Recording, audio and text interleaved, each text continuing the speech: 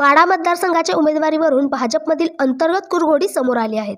काल मोहिते पाटील यांच्या शिवरत्न बंगल्यावर इंडिया आघाडीच्या काही नेत्यांची बैठक झाली. याच बैठकीला शक्तीप्रदर्शन करत खासदार निंबाळकर यांनी टेंभुर्णी येथील शिंदे यांच्या फार्म हाऊसवर बैठक घेऊन उत्तर दिले.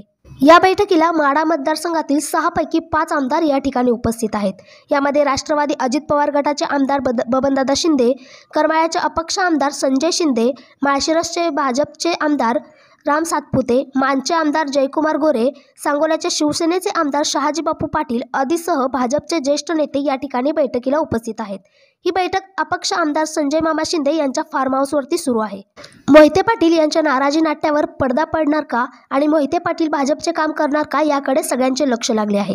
मोहिते पाटील यांचं नाराजी नाट्य जरी दूर झालं तरी मोहिते पाटील समर्थकांचे मतदान भाजपकडे वळवण्याचा कस लागणार आहे. आजच्या बैठकीतील चर्चावरून मोहिते पाटील यांचा निर्णय समोर येऊ शकतो.